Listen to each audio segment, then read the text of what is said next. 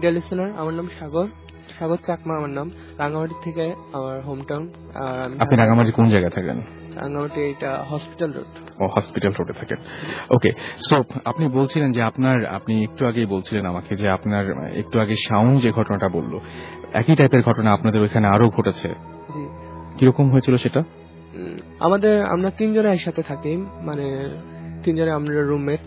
তো ফার্স্ট মানে শাওনের আগে মানে আমাদের ফার্স্ট ইয়ার হচ্ছে শ্রমিকের সাথে। তো ঘটনা এরকম যে শ্রমিক ওই দিন ঘুমাচ্ছিল, মানে প্রায় একই টাইমে আমরা ঘুমাই সবাই একসাথে, কিন্তু ওই দিন সম্ভবত শাওন ছিল না, মানে আমরা শুধু জাস্ট দুইজন ছিলাম।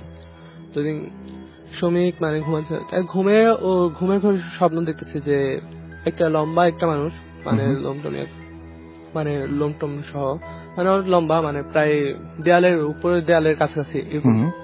তো সে মানে একটা কাঁচি টাইপের একটা নিয়ে ওর পায়ের দিকে কাটতেছে, মানে প্রায় মানে ঘা করার জন্য মানে ডাক দিতেছে, কিন্তু ও জাস্ট কিন্তু ফিল করতে পারতেছে না, মানে ও ঘুমের ঘরে মানে জাস্ট এটা ইয়ে করতেছে।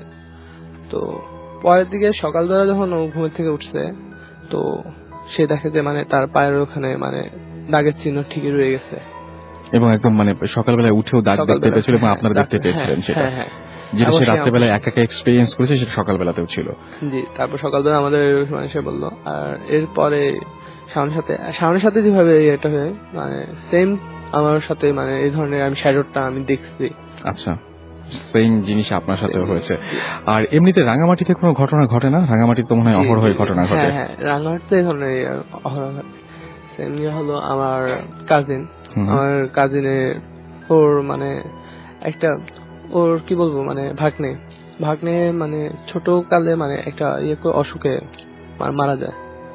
তো মারা যাওয়ার পরে আমার কাজিনের সাথে মানে খুব আদর করতো ওই বাচ্চাটাকে, খুব আদর করা হতো ফ্যামিলির মধ্যে, ও খুব আদরের ছিল। তো হঠাৎ মানে এভাবে চলে যাওয়াটা মানে কেউ মেনে নিতে পারে না, সবার মনেই ছিল। আর আমাদের মানে বৌদ্ধ ধর্মে আছে যে আমাদের 7 দিন পরে মানে পরে তারপর কি বলে, মানে এটাকে বলা হয়, আমরা বলে মানে এটা 7 দিন অন্ত্যেষ্টিক্রিয়া এই ধরনের যাতে। তো মানে ধর্মীয় অনুষ্ঠান করা হয়, মানে ওই দিনে মানে করা। কিন্তু এই 7 দিনের মধ্যে মানে ওর সাথে যা ঘটছে মানে তা মানে করতেছে যে বাচ্চাটা মানে ওর সাথে ওর পাশে গিয়ে শুয়ে পড়তো, মানে দেখতে পেত আর কি। সে দেখতে পেত। শুধু উনি দেখতে পেতেন নাকি আরো অনেকে দেখতে পেত? ওনার ফ্যামিলির মধ্যে সবাই দেখতে পেত, মানে ওরা সবার সাথে মানে করতো বাচ্চাটা। তারপর বাড়ির পাশে এসে মানে কান্নাকাটি করতো যে এই সেই মানে বিভিন্ন ধরনের ভাবে বলতো যে হ্যাঁ তুমি আমাকে তাড়াতাড়ি করো, নাহলে তোমাদের করতে দেবো না, মানে তাড়াতাড়ি আমাকে করো, উদ্ধার করো, আমি আবার ফ্যামিলিতে আসতে চাই, এই ধরনের।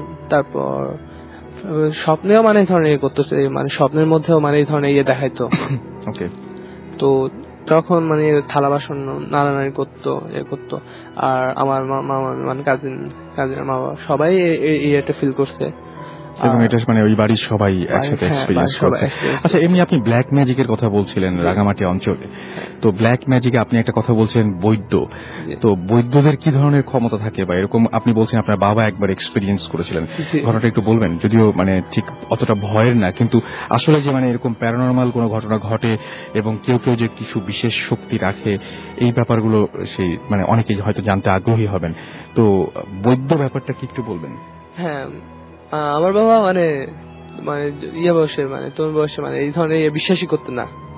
মানে উনি যখন কলেজে পড়তেন, তো তিনি মানে এই ধরনের বিশ্বাসই করতেন না, মানে বলতেন যে বৈদ্য মানে এই ধরনের উনি কিভাবে একজন মানুষ কিভাবে ভালো করতে পারতেন, ওনার তো কোনো শিক্ষাগত যোগ্যতা নাই, উনি কিভাবে এই ধরনের মানে উনি বিলিভ চিকিৎসা করেন, চিকিৎসা করেন বিভিন্ন ধরনের মানে রোগের চিকিৎসা, আর বিভিন্ন ধরনের মানে মন্ত্রের মাধ্যমে সবকিছু। তো একদিন বাবার ফ্রেন্ড সহ তারা 3 জন, আর বাবা মানে একটা মানে চায়ের দোকানে চা খাচ্ছিলেন। তো মানে পাশের দিকে মানে উনি মানে এক বৈদ্য ওনাকে দেখার পরে মানে বাবার একটা ঠাট্টা করার জন্য মানে ওনাকে কিছু একটা বলতেছিলেন। তো উনি মানে বললেন যে হ্যাঁ তোমরা তো বিশ্বাস করতেছো না, এসে আচ্ছা বাবা আমি তোমাদের এই ধরনের নিয়ে করতে চাই না, তবুও বাবারা মানে ওনাকে করতেছিলেন। তো আচ্ছা ঠিক আছে তোমরা বসো। তো বাবা সহ ওনার 3 জনকে ওনার গামছাটা নিয়ে জাস্ট মানে 4 জনকে 4 বার দেওয়া হয়েছে। 4 বারে যাওয়ার পরে যে বাবারা তোমরা একটু দয়া করে একটু উঠো। যখন ইয়ে করতে গেছে তখন ওনারা উঠতে পারে নাই, মানে বেঞ্চটা ওনাদের শরীরের সাথে করা ছিল, বেঞ্চ থেকে কোনোভাবে উঠতে পারছিলেন না ওনারা, কোনোভাবেই না। তো ওনারা যখন মানে অনেক করার পর উঠতে পারতেছেন, পরে মাফ টাফ চাওয়ার পরে তারপর উনি 4 জনকে পানি খাওয়াই দিছিলেন। পানি খাওয়ানোর পরে তারপর বাবারা ওইখান থেকে উঠতে পারছিল। এবং আপনি একবার বলছিলেন যে একটা বোতল কারো পেছনে পেছনে গড়িয়ে আসে, এরকম একটা ঘটনা আপনি বলছিলেন, যে কি ঘটনা ছিল জানো ওটা? ওটা ছিল আমার মামার মানে ফার্স্ট যিনি মানে আমার ফার্স্ট উনি মামা মারা গেছিল আমার।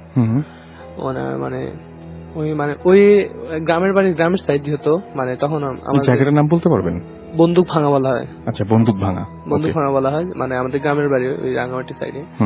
তো ওখানে আমার মানে ছোটকালে খুব ছিলেন, একটু চঞ্চল ছিলেন। আর আমার দাদার শখ ছিল যে মানে একটা ছেলে হবে, হবে, কিন্তু ওই উল্টাটা হয়ে গেছে। 7 বোন 1 ভাই, উল্টা। তো হুট করে মানে এখন মামা ফার্স্ট যেহেতু হয়েছেন, অনেক খুশি ছিলেন সবাই, মানে অনেক তো আমার মামা যখন মানে ছোট, মানে খেলাধুলা করতে গেছে সকাল দিকে, খেলাধুলা করে এখন মানে দুপুরে দিয়ে খেয়ে দিয়ে আবার খেলতে গেছে, বিকাল দিকে এখন আসছে।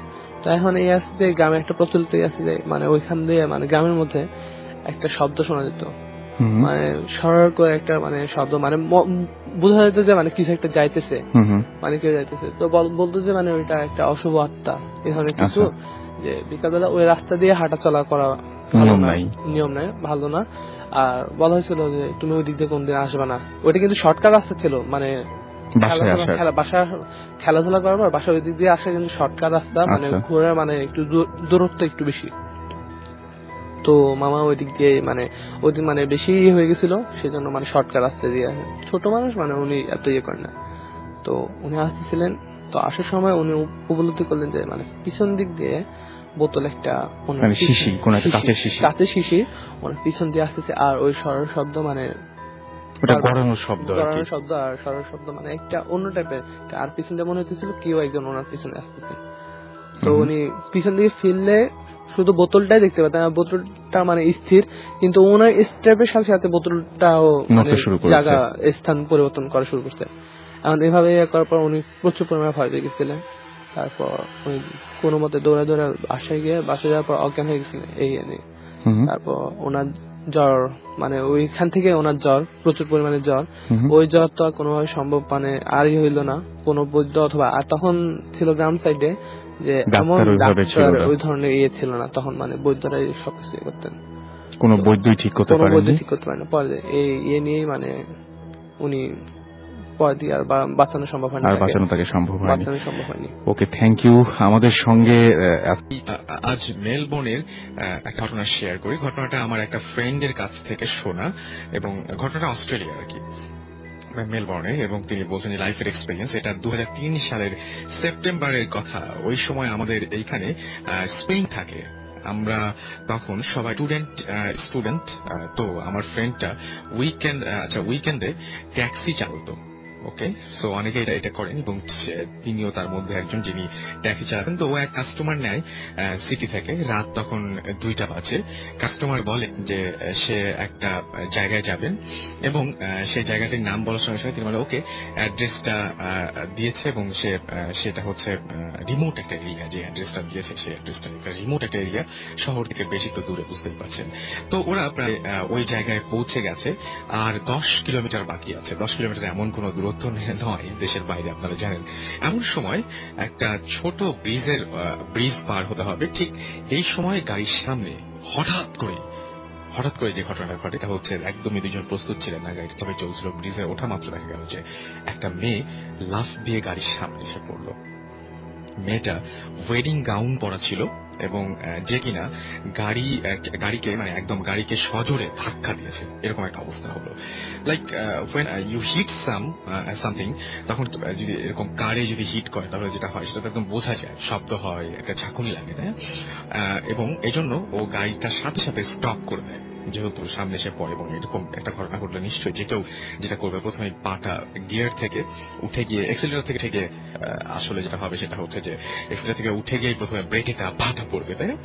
সো সেটাই হয়েছিল আর কি। এবং বাট ও প্যাসেঞ্জার বলে যে don't stop your car, just go ahead, এবং it's nothing বারবার করে এটাই বলছিল যে I'll tell you later যে কি হয়েছে আসলে।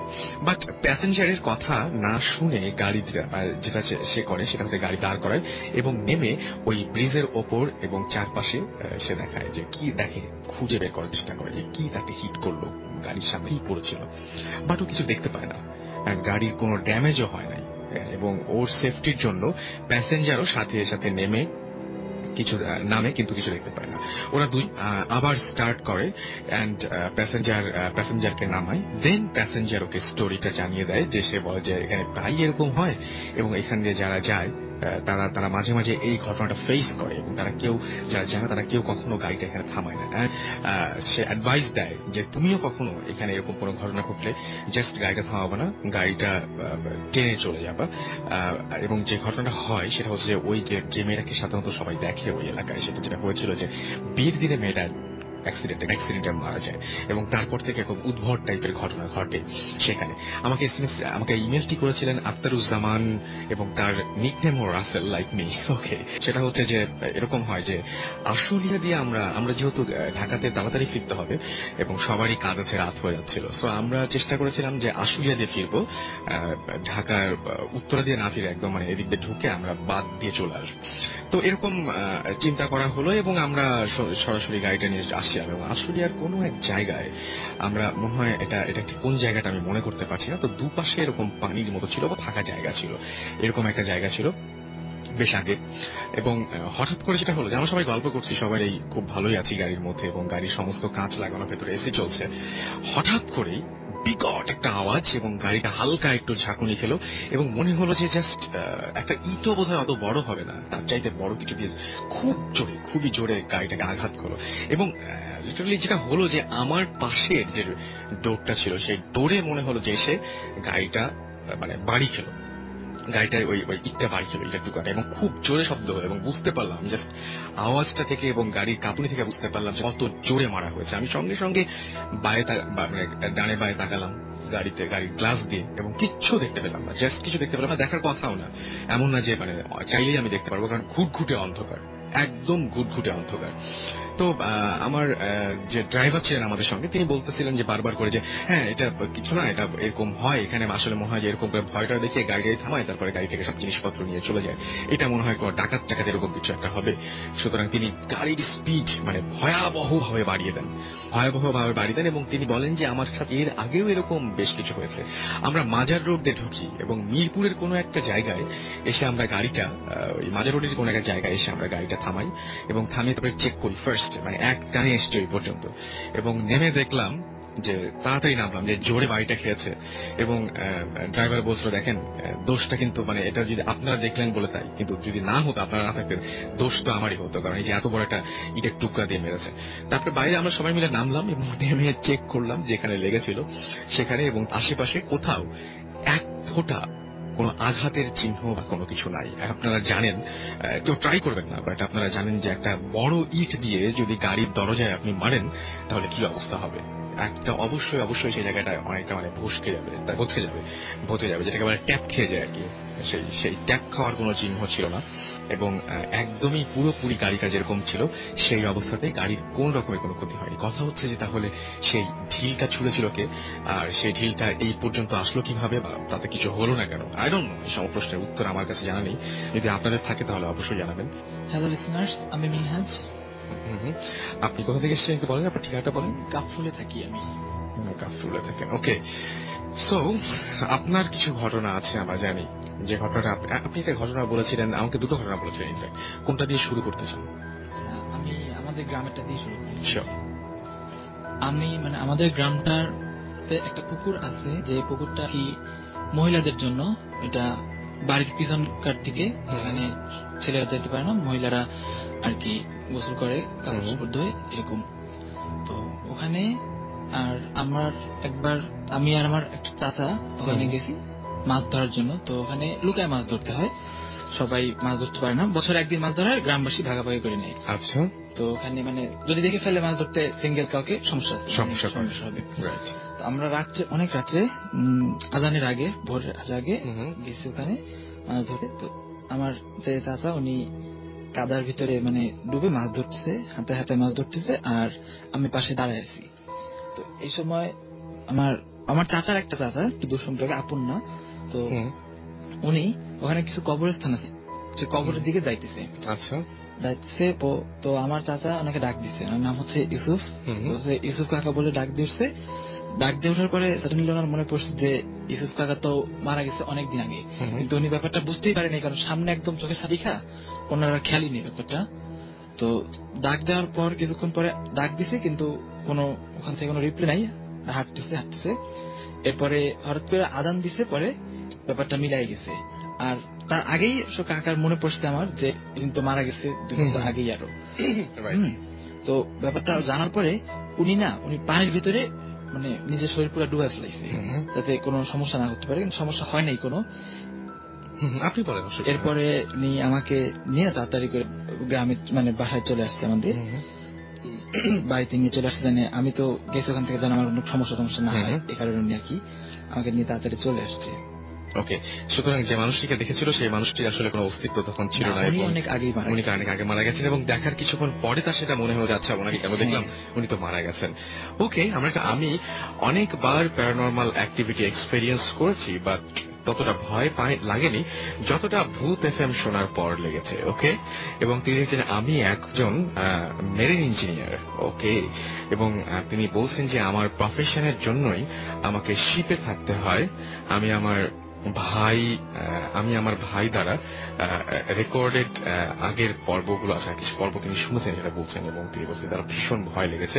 তো ঘটনা ঘটে 2006 সালের মে মাসে। আমরা তখন ইন্ডিয়ান ওশানে একেবারে মাঝে ছিলাম। সো আমি তখন ইঞ্জিন ক্যাডেট হিসেবে জয়েন করি শিপের শিপের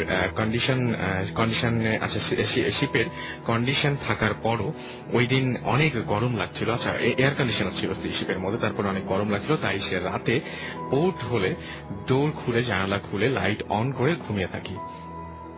রুমের দরজাটাও ওপেন করে রাখি যেন বাতাস জানালা দিয়ে ঢুকে দরজা দিয়ে বের হয়। ঘুম হঠাৎ ভেঙে যায়, চোখ খুলে দেখি রুমে লাইট অফ, অ্যান্ড কে যেন আমার গলা খুব জোরে চেপে ধরে আছে। আমি নিঃশ্বাস নিতে পারছিলাম না। বাইরে চাঁদের আলো ছিল, খুব বাতাসও আসছিল রুমে। আমি সব দেখছি, বাট হাত পা কিছুই নাড়াতে পারছি না। হঠাৎ করে মনে পড়ল যে আয়াতুল কুরসি সূরাটা পড়া যেতে পারে, এবং অনেক কষ্টে মুখে যে উচ্চারণ করা শুরু করেছি সাথে সাথে সব ঠিক হয়ে গেল, গলা সরে গেল, গলা থেকে হাতটা মনে হয় কেউ যেন সরিয়ে ফেললো, এবং দেখা গেল যে ছিটকিয়ে আমার গলা ছেড়ে দিয়ে যেন সোফাতে গিয়ে বসে। কিছুটা তিনি দেখতে পান যেটা তার গলার উপরে বা বুকের উপরে তখন চেপেছিল, সেটা গিয়ে ছিটকে সোফার উপরে গিয়ে বসে, এবং আমি সাথে সাথে সমস্ত শক্তি ফিরে পাই। লাইট অন করে দেখি রুমে কেউ নেই। তার এতক্ষণ মনে হচ্ছিল যে একটা মানুষ তার বুকের উপরে বসে তার গলা চেপে ধরেছিল, কিন্তু যে মুহূর্তে তিনি মানে আয়াতুল কুরসি সূরাটা পড়া শুরু করলেন সেই মুহূর্তে দেখলেন যে ছিটকে গিয়ে সেই অলৌকিক কিছুটা সোফায় গিয়ে বসলো, এবং লাইট আর তিনি আবার শরীরের শক্তি পাওয়া মাত্র যখন লাইট অন করলেন তখন দেখলেন যে ঘরে কোনো কিছুই নেই, বাট দরজাটা ভিতর থেকে লক করা ছিল। সাথে সাথে আমি রুম থেকে বের হয়ে আরেকজনের সাথে রুম শেয়ার করি, ওই রাতে ঘুমিয়ে পড়ি। পরদিন শিপের একজন ক্রু আমাকে বলে যে 1 বছর আগে যখন এই জায়গায় ছিল তখন একজন ইন্ডিয়ান ইঞ্জিন ক্যাডেট একই রুমে এই ঘরে গলায় ফাঁস লাগিয়ে সুইসাইড করেছিল, এবং তারপর থেকে এখানে এরকম প্যারানরমাল অনেক ঘটনা ঘটে। সো আমরা জানি না, মানে যে কোথায় কি ঘটবে আমরা বলতে পারি না। আমরা মাঝে মাঝে অনেক কিছু এক্সপিরিয়েন্স করি, অনেক কিছু ওভারলুক করি, আমরা আসলে জানি না যে কি ঘটে, এবং আসলে অনেক কিছু আমরা জানতেও চাই না কোথায়। যদি অনেক কিছু জানি তাহলে হয়তো মানে কি বলবো যে যাই হোক, তিনি গল্পের শেষে বলছেন যাই হোক তার লাশটি 1 উইক শিপের ফ্রিজে ছিল। যখন পোর্ট খালাস করা হয় তখন তার লাশটিও আর কি নামিয়ে ফেলা হয়, এবং সেটার জন্য হয়তো এরকম প্যারানরমাল একটা ঘটনা ঘটেছিল। ঢাকা দোহার নবাবগঞ্জে আমি আর আমার বেস্ট ফ্রেন্ড রন, আমরা দুজনে রনের নানা বাড়িতে গেছিলাম। তো আমরা সবসময়, এটা প্রথম দিককার ঘটনা, আমরা সবসময় আর কি নানা বাড়িতে গেলে বলি যে দাদা বাড়িতে যে এরকম করছি, এই ভূত এক্সপিরিয়েন্স করছি, এই ভূত এক্সপিরিয়েন্স করছি। দাদা বাড়িতে গেলে বলি যে নানা বাড়িতে এরকম অবস্থা, এরকম অবস্থা। এই ঘটনার পর মানে আমরা আর কোনোদিন এসব মানে কাউকে বলি নাই আর। তো প্রথমে আমরা মানে ওখানে যাওয়ার পরে মোবাইলের নেটওয়ার্ক পাও খুব টাফ, ওখানে কোনো কার্ডের দোকান টোকান নাই, বাজার মোটামুটি দূরে, বেশি দূরে না। তো আমরা বাজারে গেছি বিকালের দিকে, আমি রনি। তো আমরা অনেকক্ষণ ঘোরাফেরা করছি, তারপরে কার্ড টার্ড কিনছি, মোবাইলে যা যা লাগে। আমরা বুঝতে পারি নাই যে, আমরা তো ভাবছি যে রাত 8টা আমাদের কাছে কিছুই না, কিন্তু আমরা যখন বাজার থেকে ফিরছি তখন চারিদিকে গ্রাম পুরা, ওখানে ঢাকায় মনে করেন রাত 1টা এরকম অবস্থা হয়ে গেছে। আচ্ছা, তো আসার সময় তো অনেক বলছে আচ্ছা ঠিক আছে তাড়াতাড়ি চল আমরা যাই। তো আমরা আসতেছি, তো রাস্তা দিয়ে আসলে অনেক দূর, বেশি অনেক বড় একটা মাঠ, ওই পুরা মাঠটা ঘুরে আসতে হবে রাস্তা দিয়ে আসলে। তো আমরা বলছি যে আচ্ছা ঠিক আছে আমরা মাঠের মাঝখান থেকে ক্রস করে যাই শর্টকাট নিয়ে। ঠিক আছে, আমরা নামছি মাঠের মাঝখান থেকে, আমরা যাইছি। রন একটু সামনে, আমি একটু পিছনে। আচ্ছা, তো রন একটু পরে রন থেমে গেছে, আমি ওর পাশে যে থামছি। রন আমাকে বলছে যে শুনলি? আমি বললাম যে হ্যাঁ আমি শুনলাম, কি ব্যাপার? পরে আমরা একটু তাকাইলাম, রন আগে তাকাইছে, বলতেছে যে একটা মহিলা গাছের নিচে বসে কাঁদতেছে। আমি রনকে বললাম যে ব্যাপারটা তো খারাপ অবশ্যই, এখন দৌড় দিস না। আচ্ছা, দৌড় দিতে কেন নিষেধ করলেন? না, আমার কাছে মনে হয়েছে যে যদি খারাপ কিছু হয় হয়তো এখন আমাদেরকে টের পায় নাই, মানে আমাদের উপস্থিতিটা সে টের পায় নাই, দৌড় দিলে টের পাওয়া যাবে। আর আমরা বাড়িটা মোটামুটি তখন অনেক দূরে, আমরা পৌঁছানোর আগেই ধরে ফেলবে আমাদেরকে, কারণ যেহেতু অন্যরকম প্যারানর্মাল কিছু হয় তো আমাদেরকে ধরে ফেলবে। তো এই জন্য তো রন আমাকে বলতেছে যে আচ্ছা ঠিক আছে। আমরা দাঁড়াইছি, নড়াচড়াও করতেছি না, যে কোনোভাবে যেন ওর দৃষ্টিতে না পড়ি। আচ্ছা, সামনে একটা একটু দূরে, বেশি দূরে না, একটা বাড়ির মতো ছিল। রন বলতেছে আচ্ছা ঠিক আছে ওইখানে দৌড় দিয়ে ঢুকে যাই, টের পর আগে ঢুকে যাবো। আমরা দুজন তাড়াতাড়ি করে ঢুকে গেছি। আর আমাদের তো অবস্থা এমনি, ভয় মুখ দেখে বোঝা যাইতেছে আমরা কতটা ভয় পেয়েছি। এটাই প্রথম আমাদের জীবনে। তো ওই মহিলাটা আমাদেরকে দেখেই বুঝতে পারছি যে আমরা এরকম কিছু একটা দেখেই ঘরে ঢুকছি। তো মহিলাটা আমাদের বলতেছে যে কি ব্যাপার, এরকম কিছু দেখছো নাকি? আমি বললাম যে হ্যাঁ। প্রথমে সে আপনারা দেখেছেন কিনা এই ঘটনাটা সে জানতে চাচ্ছে। হ্যাঁ, মহিলাটা বুঝতে পারছে যে আমরা এরকম কিছু হয়তো দেখে আসছি। বলতেছে কি ব্যাপার, এরকম কিছু দেখছো নাকি? তো আমরা বললাম যে হ্যাঁ। বলে যে এটা তোমরা এখান থেকে আসছো কেন, তোমরা কি জানো না? এটা তো গ্রামের সবাই জানে। তো আমরা বলছি না খালাম্মা, আমরা তো এই ব্যাপারটা জানি না, আমরা তো ঢাকা থেকে আসছি, আমরা অমুক বাড়িতে থাকি, অমুক বাড়িতে আসছি আমরা। ব্যাপারটা আসলে মানে গ্রামের লোক কম বেশি সবাই জানে, দেখছে যে এরকম একটা মহিলা এরকম গাছের নিচে বসে বসে কাঁদে বা এরকম। তো আমার আর মানে আমার জানতেও ইচ্ছা করে না যেটা কেন কেন এরকম মহিলা এরকম বসে থাকে বা কিছু। রন জিজ্ঞেস করছে যে কি ব্যাপার খালাম্মা এরকম কেন? তো ও মহিলাটা বলতেছে যে এর যে একটা বাচ্চা আছে ছোট, এর হাজবেন্ড নেই, ছোট বাচ্চা একটা, সে পানিতে পড়ে মারা গেছে। বাচ্চাটা পানিতে পড়ে মারা যাওয়ার পরে তো মহিলা নিজে মানে মহিলাও কষ্টে মারা গেছে আর কি।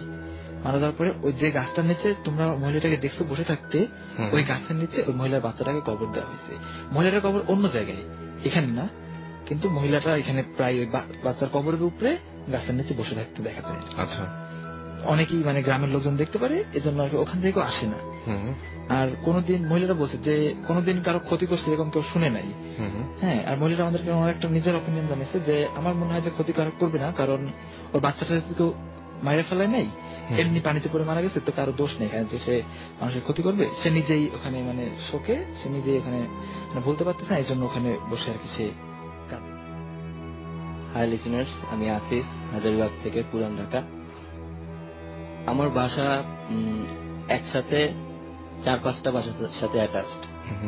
তো সামনে আমার একটা ফ্রেন্ডের বাসা, তো আমার বাসা থেকে ওর বাসা প্রায় ছাদ থেকে ছাদে দেখা যায়।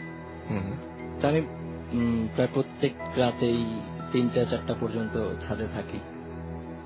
তো একদিন হঠাৎ ছাদে বসে গিটার বাজাচ্ছি আর ওদের বাসার ছাদের দিকে তাকাইছিলাম। তো হঠাৎ দেখতে পেলাম যে ওদের বাসার ছাদ থেকে নিচের দিকে 2টা লোক গ্রিল বেয়ে নামতেছে। তো আমি তখন আমার ফ্রেন্ডটারে ফোন দিলাম, ফোন দিয়ে জিজ্ঞেস করলাম যে কি ব্যাপার, তোদের বাসায় মনে হয় চোর আসছে। তখন ও বের হয়ে চেক টেক করলো, করে দেখলো কেউ নেই। তারপর বাবা আমাকে ঢাকায় নিল, ঢাকায় নিয়ে বলতেছে যে বাবা কি হয়েছে, কি ঘটনা। তখন আমি বললাম যে আঙ্কেল এইরকম এরকম বাসা থেকে উপর থেকে 2টা লোক করে নিচে নামতে দেখলাম। তারপর আবার ব্যাক করে আবার সেই ছাদে বসলাম, বসে আবার সেই ছাদের দিকে তাকায়। আপনি আমাকে একটা ঘটনা বলার সময় আজকে একটা ঘটনা খুব অদ্ভুত টাইপের বলছিলেন জিনিসটা, সেটা হচ্ছে যে আপনি এই শোতেই শুনেছেন, কিন্তু মানে এটা কিন্তু সুমন ভাই অ্যাডভাইস করেননি। আপনি যেটা বলছিলেন যে সুমন ভাই যেটা করেন যে কোনো ভয় পেলে বা কোনো কিছু দেখলে সেটা ভালোভাবে দেখতে চান বা জিনিসটা খতিয়ে দেখতে চান। তো ভালোভাবে দেখতে চাওয়া, আমি এখানে শুনেছি ফেস করা, রাইট, ফেস করা, এবং আপনিও সেই জন্যই ফেস করতে চেয়েছিলেন, রাইট? ওকে, তারপরে তো আমি যখন দেখলাম যে সেম জিনিসটা আমি আবার দেখলাম যে আবার 2জন নামতেছে, উপর থেকে নিচে নামতেছে। আমি আবার ফ্রেন্ডটাকে ফোন দিলাম যে ঘটনাটা কি। তখন ও বললো যে ও আর কিছু না বলে বলতেছে তুই কিছু করিস না, তুই দেখ ব্যাপারটা কি। আচ্ছা, আমি একবারে পাশের ছাদে গিয়ে দেখতেছি যে ঘটনাটা কি। আচ্ছা, যখন পাশের ছাদে গেলাম, গিয়ে দেখি আবার নেই। আচ্ছা, তখন আমি ভাবছি যে হয়তো হ্যালুসিনেশন কিছু আমার হচ্ছে। তা আমি আবার বসে সেম কাজটা করতেছি। দেন ওই ছাদের মধ্যে সিরিয়ালি 5জন ছাদের মধ্যে এন্ট্রি করে। তার মধ্যে 3জন হচ্ছে 3 কর্নারে দাঁড়ায় আর 2জন মাঝখানে। কি করতেছিল আমি বুঝতেছিলাম না, জাস্ট দেখতেছিলাম যে 3 কর্নারে 3জন আর মাঝখানে 2জন। তার মধ্যে আরেকজনের এন্ট্রি, সে কিনা অনেক লম্বা, মেবি 7 থেকে 8 ফিট, পরনে তার বিশাল একটা আলখাল্লা, পাঞ্জাবির মতন অনেক বড়, সাদা রঙের। তো সে মনে হচ্ছিল যে শূন্যে ভাসতেছে। তার সঙ্গে সঙ্গে 3 কোণায় যে 3জন ছিল তারাও ভাসতেছিল। আচ্ছা, এটা দেখে আমি ভয় পেয়ে গেলাম। ভয় পেয়ে আমি আমার ফ্রেন্ডের ফোন দিলাম, ফোন দিয়ে জিজ্ঞেস করলাম যে দোস্ত এরকম ঘটনা, এখন তো ছাদে আরো অনেকজন আসছে, তুই কি ছাদে চেক করছিলি যে ঠিক মতন তালা লাগাইছিলি কিনা? তখন ও বললো যে আমি তো নিজে তালা মেরে আসছি, আর এখন নিচ থেকে তো ছাদে কারো উঠা সম্ভব না। আচ্ছা, তো এই কথা শোনার পরে আমি দেখার জন্য পাশের ছাদে গেলাম। পাশের ছাদে গিয়ে ক্লোজলি দেখার জন্য গেলাম। যখন আমি ছাদের মিডল পয়েন্টে চলে আসছি, তখন দেখি কেউ নেই। এবং সঙ্গে সঙ্গে আমার উপর দিয়ে মনে হলো যে কি একটা যেন চলে গেল। আচ্ছা, গরম হাওয়ার মতন, আর মনে হচ্ছিল যেন সুই বিতেছে শরীরের মধ্যে। আর কে যেন আমাকে বুকের মধ্যে প্রচন্ড জোরে একটা লাথি মারে, আর তখনই আমি অজ্ঞান হয়ে পড়ে যাই। দেন সকালবেলায় আমি ঘুম থেকে উঠি আমার বিছানায়, বাট আমার যে ইনস্ট্রুমেন্ট গুলো ছিল, গিটার ছিল, তারপর পানির বোতল ছিল, আমার লাইটার ছিল, সব আমি ছাদে পাই। আমাদেরকে জাওয়াদুল আলম জয় তিনি লিখেছেন, এবং তিনি চট্টগ্রাম থেকে লিখেছেন, আমাদেরকে এই ইমেলটি করেছেন। তিনি লিখেছেন যে আমার নাম জাওয়াদুল আলম চৌধুরী জয়। আমার এই ঘটনাটা হলো সত্যিকার এক ঘটনা। 13 মার্চ 2011 ঘরের টুকিটাকি কাজ সারতে প্রায় রাত 12টা বেজে গেল। বাথরুম সেরে বিছানায় শুয়ে পড়লাম। আমি রুমে একা ঘুমাই। হঠাৎ কেন যেন ঘুম ভেঙে গেল। ঘড়ি দেখলাম 5:02 রাত্রি। অবশ্যই বোঝার চেষ্টা করলাম কেন ঘুম ভাঙলো। হঠাৎ খেয়াল করলাম আমার রুমের পরিবেশ বেশ ঠান্ডা। ব্যাপারটা পাত্তা দিলাম না। আমি ঘুমানোর সময় বিছানার ডান পাশ খালি রেখে ঘুমাই। কি মনে করে বিছানার ডান পাশ ঘুরলাম। তারপরে দেখলাম অদ্ভুত এক ব্যাপার, যে আমার হৃৎপিণ্ডকে দ্বিগুণ বাড়িয়ে দিল, মানে যেটা স্পন্দন আর কি, সেই মানে হার্টবিট বেড়ে গেল অনেক অনেক অনেক বহুগুণ। হ্যাঁ, আমারও যখন ইমেলটা আমি পড়ছিলাম তখন আমারও সেই হার্টবিটটা বেড়ে গিয়েছিল, কারণ ডান পাশে ঘুরতেই তিনি যেটা দেখলেন যে বিছানার ডান পাশে তিনি, অর্থাৎ তার মতো হুবহু একজন শুয়ে আছে। ভয় তার পুরো শরীরটা ঘেমে গেল, এবং ওটা দেখেই এবং ওটা পুরোই দেখতে সেই মানে যিনি পাঠিয়েছেন ইমেলটি তার মতোই। তিনি বলছেন যে ওটা দেখতে পুরোই আমার মতো, শুধু পার্থক্য এই যে আমার গায়ে কাঁথা আছে, তার গায়ে নেই। সবচাইতে ভয়ঙ্কর ব্যাপার হলো সে আমার দিকে তাকিয়ে আছে আর আমি তার দিকে, ফেস টু ফেস। আর কি ভয়ঙ্কর সেই চাহনি। আমি কিছুই করতে পারছিলাম না, কিছু বলতেও পারছিলাম না। আমি আমার দিকেই তাকিয়ে আছি। সেই চোখ দুটো বিকট, ভয়ঙ্কর। ভাবলাম এটা কল্পনা, স্বপ্ন। চোখ বন্ধ করে খুললাম। হাতে অগোচরে চিমটি কাটলাম, কিন্তু কোনো কাজ হলো না। ওটা ওখানে ছিল, আমার পাশে শুয়েছিল। এই ছিল email. So thank you Jawadul Alam Chowdhury Joy, এত চমৎকার একটা ভয়ঙ্কর গল্প আমাদের উপহার দেওয়ার জন্য বা ঘটনা। রাসেল ভাই, আমার নাম নয়ন, আমি খুলনা থেকে লিখছি। আমি নেভি কলেজ খুলনাতে তিনি রয়েছেন এবং তিনি বলছেন আমাদের বাড়ি অনেক পুরনো এবং ওখানে ভূতের, ওটাকে সবাই মানে কি বলবো, সেটা হচ্ছে ভূতের বাড়িও বলে ওটাকে।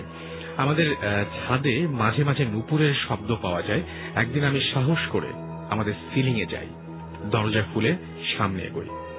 সারা সিলিং খুঁজে কাউকে পাই না।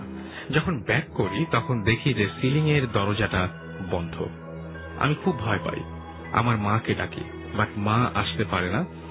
পরে জানতে পারি যে তাদের বেডরুমের দরজাটা বাহির থেকে বন্ধ ছিল, মানে কেউ একজন বাইরে থেকে বন্ধ করে দিয়েছিল। পুরো ফ্ল্যাটের অন্য ভাই আছে, আচ্ছা পুরো ফ্ল্যাটের অন্য ভাই আছে দরজা খুলে দেয়। আচ্ছা আচ্ছা, তার মানে হচ্ছে যে মানে পরের ফ্ল্যাটে যিনি ছিলেন তিনি এসে দরজা খুলে দেন। পরে একদিন রাত 2টার দিকে আমি একই ঘটনা আরো একবার দেখি। আমি উঠতে যাই খাট থেকে, বাথরুমে যাই, বাথরুমের মিররের দিকে তাকাই এবং তাকিয়ে দেখি যে আমার এক পাশে ঠিক মুখের চামড়ার, যখন সে হচ্ছে বাথরুমে যায় তখন সে দেখে যে বাথরুমের মধ্যে সেই, এবং সে যেটা দেখে সেটা হচ্ছে তার মাথার হাফ, মানে জাস্ট এই মুখের হাফ, এক পাশে মাংস আছে আর বাকি যে পাশটা সেই পাশটায় মাংস নাই, মানে বাকি হাফ মানুষের মতো, এবং মানে এক হাফে এরকম চামড়া নাই আর এক হাফে এরকম মানুষের মতো। তিনি খুব ভয় পেয়ে যান এবং পরে ফেস ওয়াশ করে, মানে মুখে পানি দেওয়ার পরে তারপর যখন তিনি মিররে তাকান তখন ঘটে আরেকটা ভয়াবহ ঘটনা। মিররে তাকে তিনি কিছু খুঁজে পান না। আমি ইমেল পড়ে যেটুকু বুঝেছি, আর একটু ডিটেল লিখলে বুঝতে পারতাম, তবে নয়ন যেটা লিখেছেন তাতে আমি বুঝেছি যে সেকেন্ড টাইম যখন সে মিররের দিকে তাকায়, আমরা বলছি মিরর দিকে তাকে ভয়ঙ্কর ভয়ঙ্কর অনেক কিছু দেখা যায়, কিন্তু সে মিররে নিজেকে দেখতে পায় না। ব্যাপারটা খুবই খুবই খুবই অদ্ভুত এবং খুবই আশ্চর্যজনক এই ব্যাপারটা। আমি যেটা দিয়ে শুরু করবো সেটা হচ্ছে যে আমার দাদু, যিনি আজকে থেকে প্রায় 15 বছর আগে আমাদের ছেড়ে চলে যান, উনি যখন মারা যান ওনার পাশে আমি সারা রাত বসেছিলাম লাশের পাশে। যখন ওনাকে কবরে নেওয়া হয় আমার কাছে যখন লাশটা ছিল তখন আমার কাছে মনে হচ্ছিল যে আমার দাদু আমার পাশে হাঁটছে, লাশটা আমার কাঁধে, বাট আমার মনে হচ্ছে পাশে উনি হেঁটে যাচ্ছেন। এবং যখন কবর থেকে নামানোর পরে আমি যখন উঠলাম উপরে তখন আমার কাছে মনে হলো যে উনি আমার পাশে দাঁড়িয়ে। আমি তাকালাম, দেখলাম উনি আমার পাশে দাঁড়ানো। এরপর থেকে আমি ফিল করি উনি সবসময় আমার পাশে থাকেন।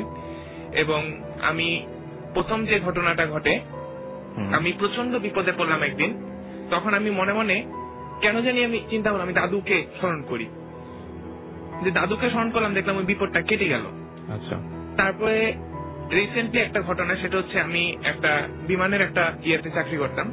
বেশ কিছুদিন চাকরি করার পরে আমি ওই জায়গায় একদিন রাত্রে ডিউটি শেষ করে আমি চুপচাপ শুয়ে আছি। হঠাৎ করে এক মুহূর্তে আমি দেখলাম যে দূরে একটা চেয়ারে এক ভদ্রলোক বসা। তো আমি চিন্তা করলাম যে এখানে তো কেউ বসার কথা না, কি মুহূর্তে বসে থাকেন, মানে এটাকে আপনার রুমের মধ্যেই হয়েছে? আমার রুমের মধ্যেই। তো আমি কি করে বসে থাকে, তা আমি চিন্তা করলাম যে দেখলাম যে উনি আমার দিকে আসতেছে, তখন আমি একটু ভয় পাইলাম। ভয় পাওয়ার পরে আমি চাদর দিয়ে মুখটা ঢাকলাম।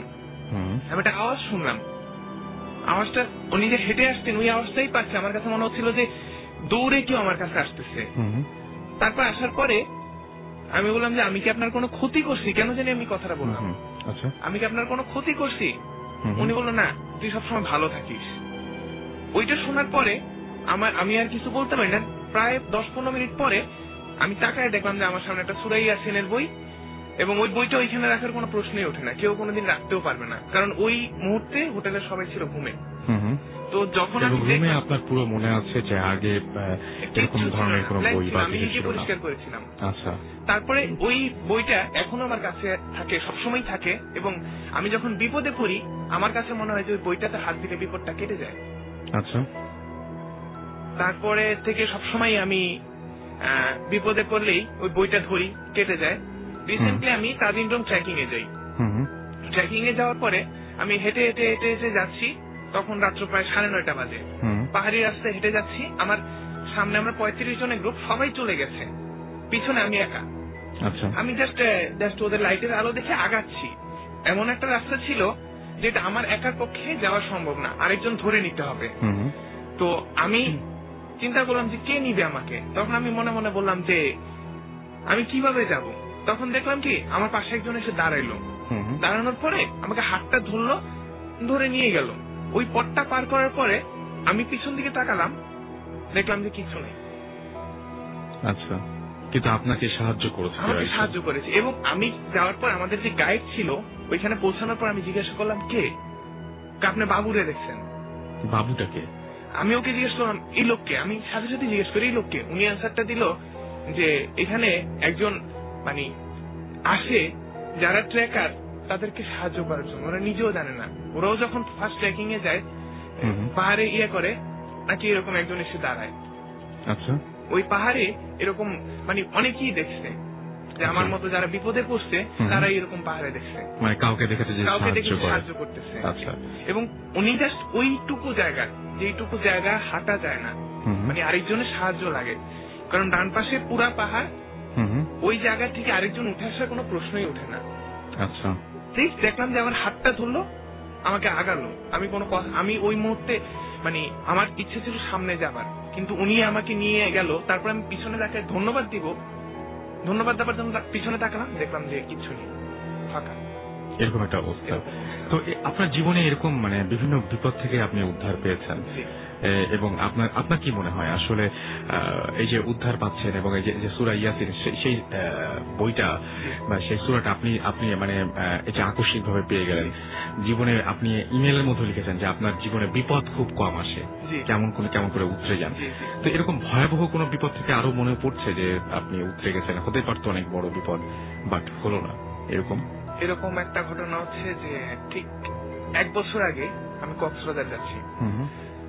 কক্সবাজার যাওয়ার পথে রাত্র 2টা বাজে, বাসে শুধু যাত্রী, আমি আর পিছনে একজন। পুরা বাসটা ফাঁকা, হানিফের বাসটা পুরা ফাঁকা, দুজন, ইভেন গাইডও ঘুমাচ্ছে। ড্রাইভার দেখলাম যে ড্রাইভারের চোখ বন্ধ, ড্রাইভারও প্রায় ঘুমিয়ে গেছে। আমি পিছনের সিট থেকে বসে আমি দেখতেছি ড্রাইভার কেন জানি ঘুমাচ্ছে। ড্রাইভারের হাতটাও স্টিয়ারিং এ নাই। তো আমি চিন্তা করলাম যে ড্রাইভার স্টিয়ারিং নাই, গাড়ি চলতেছে কিভাবে। তখন আমি আগায় যেয়ে দেখলাম যে একটা ছোট্ট একটা বাচ্চার মতো গাড়ি স্টিয়ারিং ধরে আছে। আমি নিজের চোখে দেখা একটা ছোট্ট একটা পিচ্চি বাচ্চা গাড়ি স্টিয়ারিং ধরা। আমি জাস্ট ওই মুহূর্তে চোখ বন্ধ করে দোয়া পড়া শুরু করলাম। তখন একটা ব্রেকের আওয়াজ পেলাম, গাড়িটা থেমে গেল। আচ্ছা, আমি তাকায় দেখলাম যে ড্রাইভার চোখ মুখে পানি দিচ্ছে। সিলেটের ঘটনাটা হচ্ছে শুরুটা এইভাবে যে আমি আসলে সিলেটে চাকরি করতে যেতে চাইনি, জোর করেই এক কথায় যেতে হয় বাবা মার কারণেই। তো যখন গেলাম তখন মনের ভিতরে একটা খুঁতখুত কাজ করছিল, কেন যাচ্ছি। যাবার পর থেকে আমি কেন জানি আমার ভিতর একটা অন্যরকম কাজ করতো। যে একদিন রাত্রেবেলা আমি যে বিছানায় শুই আমার খালার বাসায়, তো বিছানার পাশে দিয়ে একটা গাছ আছে, ও গাছটা নড়তে দেখলাম। নড়ার পরে আমি একটু ভয় পেলাম যে গাছটা নড়ে কেন। তো আমি জানলাটা দিয়ে আমি উপরের দিকে তাকালাম, দেখলাম যে কোন একটা আলো পড়তেছে ওইখানে। তো আমি উপরের দিকে তাকালাম যে এখানে আলো তো আসার কথা না, কারণ আমি সারাদিন ওই দিকে থাকি, আলো আসবে কোথা থেকে। দেখলাম যে একটা আলো এসে ঠিক ওই জায়গাটায় পড়লো এবং একটা কাগজ পড়লো। আচ্ছা, ওই কাগজটাতে কিছু লেখা নেই, সাদা একটা কাগজ, বাট ওই জায়গাটা যেই জায়গাটা পড়লো ওই জায়গায় একটা লেখা হলো। আচ্ছা, লেখাটা কি আমি বলবো না, যে জাস্ট লেখাটা এরকমই ছিল যে এখানে থাকা ঠিক না কারো। আচ্ছা, এখানে কেউ একজন মারা যাবে, এই এলাকাটা ছাড়ো।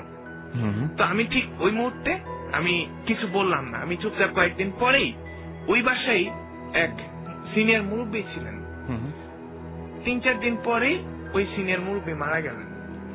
আচ্ছা, এটা তার মানে আপনি বলছেন যে আপনি আগে থেকে ইনফর্ম হয়েছিলেন সামহাউ যে এরকম কেউ একজন মারা যাবে। আচ্ছা, তো হ্যাঁ, তারপরে আমি যখন খালার কাছে বললাম যে এটা আমি দেখছি, খালা বললো তুমি ওই রুমে থাকবা না, তুমি ওই রুমটা চেঞ্জ করো। আচ্ছা। তারপর আমি ওই রুমটা চেঞ্জ করে আরেক রুমে আসলাম। তবুও জানি রাত্রেবেলা আমি জানলা দিয়ে তাকালে একটা আলো দেখি। আমি চিন্তা করি যে কিসের আলো। আমি খালাকে বললাম যে খালা আমি এরকম আলো দেখি। বলছে তুমি জানলা লাগায় ঘুমাবা। আচ্ছা। তা আমার মধ্যে কাজ করতেছিল যে আমি জানলার ফুটা দিও, আমি তাকাই জানছি যে আলোটা করে নাকি। তারপরে আমি একদিন টি গার্ডেনে জবের জন্য গেলাম। যাওয়ার পরে টি গার্ডেনে অ্যাসিস্ট্যান্ট ম্যানেজার হিসেবে কিছুদিন ছিলাম। থাকার পরে আমি রাত্রেবেলা অনেক দূর থেকে একটা আওয়াজ পেতাম, সাবধান। আমি চৌকিদারকে জিজ্ঞাসা করতাম, চৌকিদার এটা কি? বাবু এটা কোনো কিছু না, আপনি শুনলেন না। আমি শুনবো না কেন, তুমি বলো কি হয়েছে। বাবু শোনার দরকার নাই। ওরাও শুনে বাবু শোনার দরকার নেই। আচ্ছা। তারপরে একদিন হঠাৎ করে আমি শুনলাম যে আমার রুমের পাশে দেখে থপ করে দৌড়ায় যাচ্ছে। আমি উঠে বসে গেলাম। শোয়ার থেকে উঠে বসে আমি ইয়ে করতে লাগলাম। আমি আওয়াজটা শুনতে আমার ঠিক জানলাটার কাছে এসে আওয়াজটা থামলো। আমার ভাই জানলার কাছে কে? কেউ একজন দাঁড়ায় আছে, আমি বুঝতেছি কোনো শব্দ নাই। আমি বলি কে জানলার কাছে? পরে দেখলাম যে আওয়াজটা আস্তে আস্তে আস্তে মিলাই গেল। তখন আমি চৌকিদারকে বাইরে চৌকিদারে ডাকলাম, চৌকিদার বললো যে কি বাবু? আমি যে শুনলাম কে আসছিল? বাবু তো আমি এখানেই ছিলাম, কেউ তো আসে নাই। তারপরে আমি প্রায় এরকম আওয়াজ পাইতাম। আমি সিলেটে থাকা অবস্থায় প্রায় আওয়াজ পাইতাম। আমি দূরে একটা আলো আমার কাছে আসতেছে, আমি দেখতাম। কিন্তু ওই আলোটার উৎস কি? কারণ আমরা অ্যাসিস্ট্যান্ট ম্যানেজাররা কখনোই আমরা রাত্রে বের হতাম না, কারণ আমাদের ম্যানেজারের বাংলোটা ছিল অনেক দূরে। ওইখান থেকে কোনো মেসেজ আসার সম্ভাবনা নেই। আর আমাদের মেইনলি মেসেজ আসতো ওয়্যারলেস সেটে। তো আমরা কোনো মেসেজও, আমি মাঝে সাথে মনে করতাম যে জরুরি কোনো মেসেজ আছে, আমাকে ফ্যাক্টরিতে যেতে হবে, কল করবে, আমি প্রায় মনে করতাম। কিন্তু দেখতাম যে আলোটা অর্ধেক জায়গায় এসে থেমে যায়। আমি একদিন সকালবেলা ওই জায়গাটা আইডেন্টিফাই করলাম যে যাবো আমি। আচ্ছা। যাবার পরে ওই জায়গাটা দেখলাম যে যে গাছগুলি আছে সব গাছগুলি মরা, যেখানে আপনি আলোটা দেখেন, যেখানে আলোটা এসে থেমে যায়। আচ্ছা। ওই জায়গায় গাছ মরা। তো আমি ওইখানে যে ইয়ে ছিল, দায়িত্বে যে ছিল, আমি জিজ্ঞাসা করলাম যে এখানে কি? কবে এই জায়গায় গাছ হয় না কেন? আমি তো তাহলে এই জায়গায় রও না কেন তোমরা? কবে এই জায়গায় রুইলে তো হবে না। সিলেটি ভাষা বলে এই জায়গায় রুইলে তো হবে না। কেন? তেনারা খুশি হন না, তেনারা রাগ করুন। তখন আমি বললাম যে কে তেনারা? বাবু আমাকে ক্ষমা করুন, আমি বলতে পারবো না। এভাবে এরকম প্রায় আমি কিছুদিন আগে একটা ইয়ে করে শুনেছিলাম যে কেউ একজন বলছিল যে টি গার্ডেনের ছড়ার ভিতর দিয়ে কেউ হেঁটে যায়। এটা আমি নিজ চোখে দেখেছি, কেউ একজন হেঁটে যাচ্ছে। আমি নিজের চোখে দেখেছি যে আমরা রাত্র 12টা-1টা ফ্যাক্টরি থেকে যাচ্ছি, দেখলাম যে কেউ একজন হেঁটে যাচ্ছে, রাস্তা পার হচ্ছে। আমরা কিন্তু জানি যে এই মুহূর্তে ওই জায়গায় কেউ যাওয়া সম্ভব না। জাস্ট আমরা দেখলাম যে আমরা রাস্তা পার হচ্ছি, আমাদের বাইক যাচ্ছে, সাথে একজন সালাম দিল, আমাদের দেখে সালামও দিল।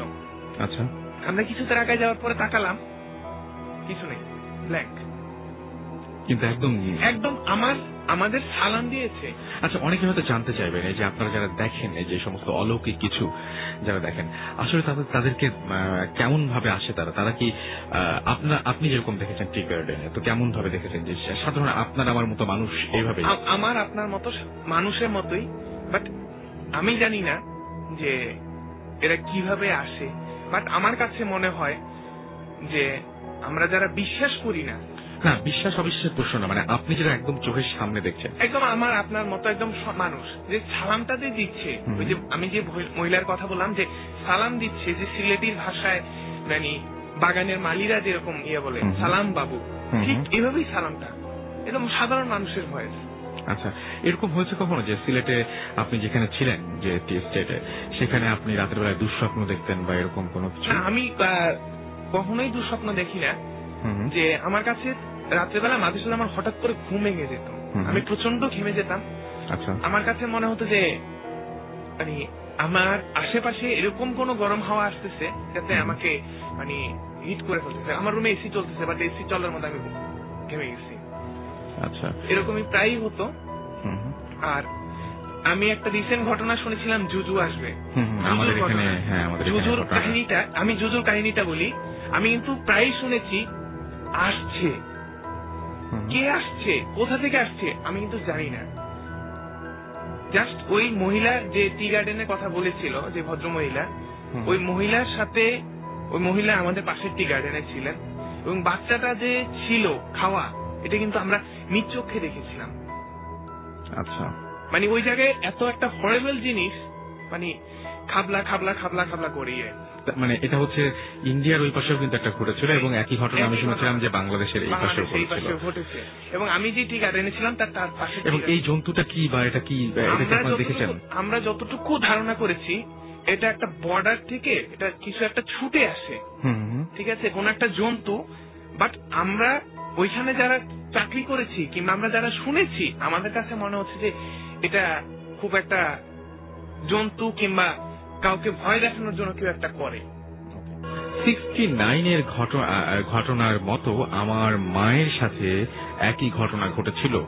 It was about 1993 after 2 months from my তিনি তার জন্মানোর ঠিক উনি বোঝাতে চেয়েছেন আসলে তার 1993 সালের এই ঘটনাটা। এবং তিনি বলছেন যে আমরা তখন যশোরের জেল কোয়ার্টারে থাকতাম।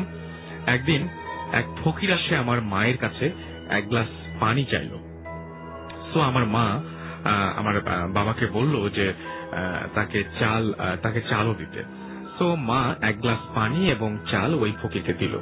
বাট ফকিরটা পানি খেলো এন্ড সে চালটা হাতে নিয়ে ফু দিল এবং বলল যে এই চালটা তুই একা খাবি এন্ড কাউকে দিবি না, এন্ড এর স্বাদ সম্পর্কে কাউকে কোনোদিন কখনো কিছু বলবি না। এবং আমরা আমার আম্মাকে কি আমি ঠিক বুঝতে পারছি না লেখাটা, আমাকে তুই যশোরের এক মাজারে, এবং সেই মাজারের নামটা তিনি ভুলে গেছেন, তিনি বলছেন সেই মাজারে তিনি থাকেন আর কি, এরকম একটা পরিচয় দিয়েছিলেন। তো তার মা যেটা করলেন যে হাতে চাল নিয়ে চিন্তা করতে থাকলেন যে আর কি টেস্ট, এর আবার কি টেস্ট হতে পারে। But at the same time পাশের বাসার আন্টিরা এই কথা শুনলো এন্ড এটা তারা সেই চালটা মার হাত থেকে নিল এন্ড খেলো। এবং যখন খেলো তখন তার মা নোটিস করলেন যে তখন মার হাতে মাত্র এক টুকরো চাল পড়া আছে। মা সেই চাল পড়াটা খেলো এন্ড শি ফিলস, তিনি যেটা করলেন সেটা একটা গ্রেট একটা টেস্ট হলো যা সে আগে কখনো পায়নি, এবং চালের এরকম স্বাদ থাকতে পারে এটা সে বোঝেওনি কখনো। বাট শি ওয়াজ লেট, এবং আফটার দ্যাট ডে তার মা এখনো পর্যন্ত একটা রোগা একজন মানুষ এবং অসুস্থ হতে শুরু করেছেন, এবং সেই বাবাকেও পরে খুঁজে পাওয়া যায়নি, এবং তিনি সেই বাবার কথা অমান্য করেছিলেন এবং চালটা একা খাননি, যার জন্য তার এই দুর্দশা বলে মনে করছেন। এরকম অনেক অদ্ভুত ধরনের ঘটনাও থাকে। সো হাই, আমি মাহবুব, মিউজিক কম্পোজিশন করি, চিটাগাংয়ে থাকি। আমার লাইফে বেশ কিছু অদ্ভুত ঘটনা ঘটেছে, তার থেকে একটা ঘটনা আমি লিসেনারদের সাথে শেয়ার করতে যাচ্ছি। ভূত প্রেত বা আত্মা এগুলো কখনো আমি বিশ্বাস করতাম না, তবে একটা ঘটনার ব্যাখ্যা আমি এখনো পর্যন্ত খুঁজে পাইনি। তো যাই হোক, সেই ঘটনাটাই আমি আপনাদের সাথে শেয়ার করতে যাচ্ছি। ঘটনাটি ছিল গত রোজার ঈদের দিন রাতে। আমার বাসাটার লোকেশনটা বলি, আমার বাসাটা ছিল চিটাগাং রেলওয়ে স্টেশনের খুব কাছে। যদিও সরাসরি ট্রেন আমার গ্রামের বাড়িতে যাওয়া যেত না, প্রথমে ট্রেনে তারপর বাসে যেতে হতো। তো আড্ডা দিতে দিতে হঠাৎ করে ফ্রেন্ডদের সাথে খুব গ্রামে যেতে ইচ্ছা করছিল। তো ফ্রেন্ডদের থেকে বিদায় নিয়ে আমি বাসা না জানি ট্রেনে উঠে পড়ি। তো ট্রেন ছাড়লো রাত 8টায়, কিন্তু ফেনী স্টেশনে পৌঁছতে তখন রাত 11টা বেজে গেল। কিন্তু সেই সময় কোনো বাস পেলাম না, এবং অনেকক্ষণ অপেক্ষার পর একটা বাস পেলাম, এবং গ্রামে পৌঁছতে তখন ঠিক রাত্রি 1:30 বাজে। বাজারটা অনেকটা ফাঁকা ছিল, আর যাওয়ার সময় কোনো রিক্সা পেলাম না। গ্রামে খুব একটা না এলেও মোটামুটি পথটা চেনা ছিল, তো আমি হাঁটা শুরু করলাম, এবং বাজারে দু একজন লোক ছাড়া খুব একটা লোক চোখে পড়লো না। তো তাদের একজন আমাকে দেখে বলল যে গ্রামে এত রাতে কোথায় যাচ্ছি এসব জিজ্ঞেস করলো। তো আমি বললাম আমি আমার ফ্যামিলি মেম্বার্স এর কাজিনের বাড়িতে যাচ্ছি। তো তারা আমাকে রাতে যেতে নিষেধ করলেন, বললেন যে রাতে যাওয়াটা ঠিক হবে না। তো তারা আমাকে কোনো ব্যাপারটা খুলে বললো না। তো আমি হাঁটতে শুরু করি। এমনিতে মোটামুটি সাহসী হলেও নির্জন রাস্তায় নিজেকে অনেকটা অসহায় মনে হচ্ছিল। তো বাড়িতে যে ফোন করব তারও কোনো উপায় ছিল না, কারণ মোবাইলে চার্জ ছিল না। তো হঠাৎ করে একটা পুলিশের গাড়ি আসতে দেখে কেমন যেন ভয় লাগলো। তো আমি মসজিদের দেওয়ালের আড়ালে লুকিয়ে পড়লাম এবং ভিতরে বারান্দায় গিয়ে বসলাম। তো হঠাৎ করে পাশে চোখে পড়লো, আমরা দেখলাম যে একটা লোক সেখানে বসে আছেন। তো তাকে দেখে আমি অনেকটা হতচকিয়ে উঠলাম, কারণ এত রাতে আমি নিজেই এমনিতে আসলাম, কিন্তু এবং আরো একটা মানুষ সেখানে বসে আছে। তো ব্যাপারটা আমার কাছে কিছুটা অড লেগেছিল। তারপরও তার সাথে পরিচিত হওয়ার পর ব্যাপারটা ভয়টা তখন সেই মুহূর্তের জন্য কেটে গিয়েছিল। তো লোকটার সাথে আমার কথা শুরু হলো। তিনি জানালেন তার নাম লোকমান এবং তিনি এই গ্রামেই থাকেন। তবে গ্রামের লোকদের সাথে তার বিভিন্ন শত্রুতা এবং বিভিন্ন সমস্যার কথা তিনি আমাকে বলতে লাগলেন এবং বিভিন্ন ধরনের উপদেশ তিনি আমাকে দিচ্ছিলেন। এবং তার আগে তার বর্ণনাটা দিই। তিনি মোটামুটি মাঝ বয়সী লোক ছিলেন এবং তার পরনে ছিল সাদা পাঞ্জাবি এবং সাদা পায়জামা এবং টুপি ছিল। তো যাই হোক, তিনি আমাকে বিভিন্ন ধরনের কথা বলছিলেন। তো এইভাবে প্রায় কথা বলতে বলতে ফজর আজানের সময় হয়ে গেল এবং হঠাৎ করেই আমি আমার পাশে ফিরে দেখি কথা বন্ধ হয়ে গেল এবং পাশে ফিরে দেখি যে লোকটি যেখানে ছিল তিনি সেখানে নেই। এবং তিনি যদি আমার সামনে থেকে বাইরে বেরিয়ে যেতে চান তবে অবশ্যই আমার সামনের দরজা দিয়ে তাকে যেতে হবে এবং সেখানে অন্য কোনো দরজা ছিল না। এবং দৃশ্যটা দেখার পর আমি অজ্ঞান হয়ে গিয়েছিলাম এবং জেগে ওঠার পর আমি ফজর নামাজ পড়ে বাইরে বেরোই এবং আমার ফ্যামিলি মেম্বার্স একজনের সাথে পথে দেখা হলো এবং তার কাছে ব্যাপারটা আমি বলি এবং বলার পরে যখন আমি লোকটার বর্ণনা দিলাম, তিনি বললেন যে লোকটার নাম লোকমান, তিনি আত্মহত্যা করেছেন। তখন কি বলবো, আমার জানে পানি নেই এমন একটা অবস্থা। মানে যে লোকটা 2 দিন আগে মারা গিয়েছিল এবং ইনফ্যাক্ট আমি তার সাথে রাতে কথা বলেছিলাম এবং এই ঘটনাটার কোনো ব্যাখ্যা আমি এখনো পর্যন্ত খুঁজে পাইনি।